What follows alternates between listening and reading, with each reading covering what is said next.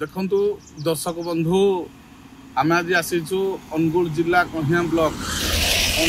को तालचेर ब्लॉक को संजोग करुवा रास्तार अवस्था कहले अत्युक्ति हम ना बहुत शोचनीय। एठी उदयमान कंपानी एनटीपीसी गढ़ी उठी जेआईटीपीएल एमसीएल अच्छी किंतु एठू खनिज पांठी को कोटी कोटी टंका जाउछि किंतु जड़े साधारण जनता ये रास्ता दे गला बेले से बहुत कष्ट तालचेर पहुँचुची कहीं रास्तार सब बेले गाड़ी जाम करुची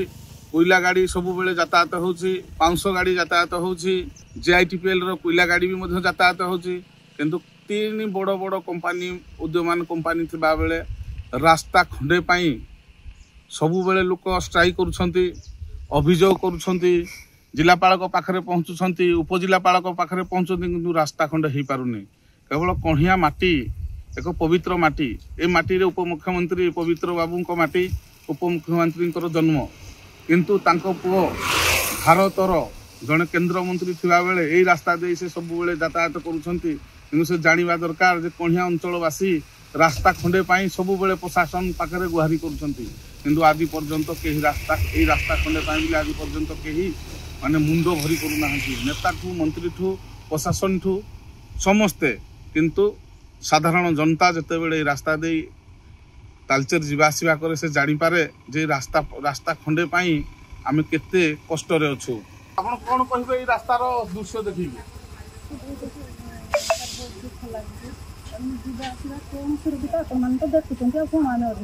माने तीन लाइन रास्ता एम्बुलेंस ते जाई पारुनी या भीतर गाड़ी भी मध्य गोटे बाइक ते जाई पारुनी आपण केते कष्ट रे आछथि आकु कि बोली देखुछथि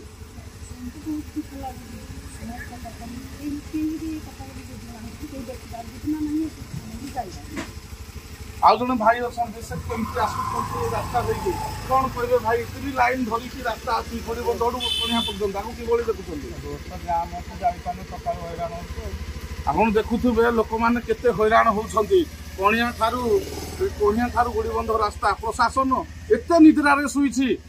एते जंत्रणा हम पचारू हमर जने भाई ड्राइवर भाई अछथि भाई केते केते समय लाना आपण ए रास्ता रे फसी रहे भोर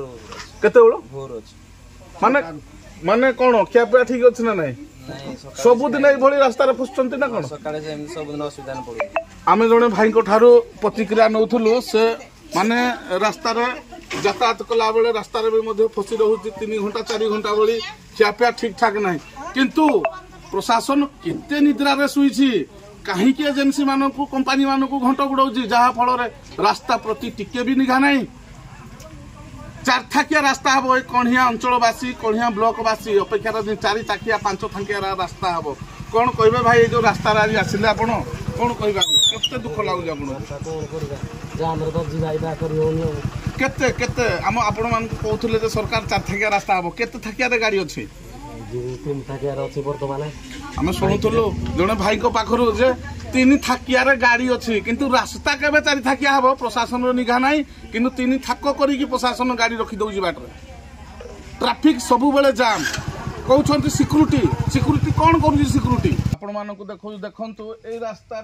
3टी गाड़ी पूरा गोटे लाइन रे अच्छी ना एठी एम्बुलेंस जाई पारुजी ना एठी बाइक जाई पारुजी आम पाखरे जड़े भाई अच्छा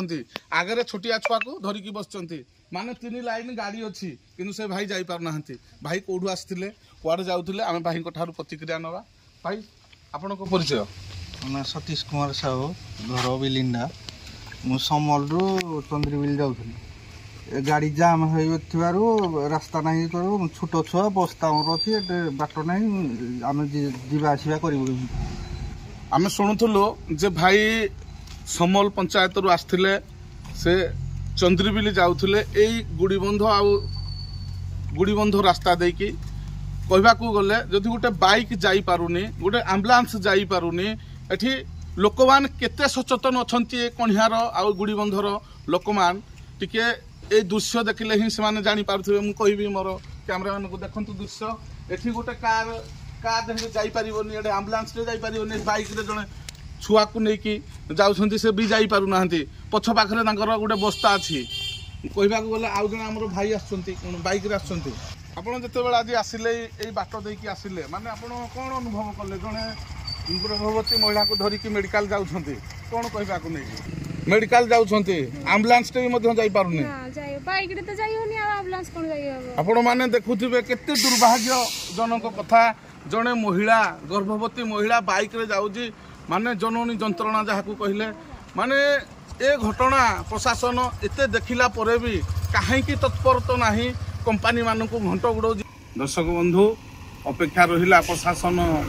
केबे रास्ता प्रति ध्यान दब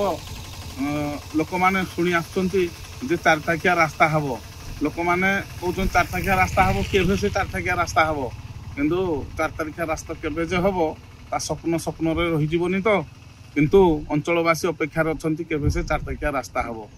गमनागमन भल हम लोक मैंने यातायात करेंगे किंतु एबे जमती लगुच मरण जनता पलटि जाइए। कणिहारू विजय कुमार बेहेरा रिपोर्टर्स टुडे।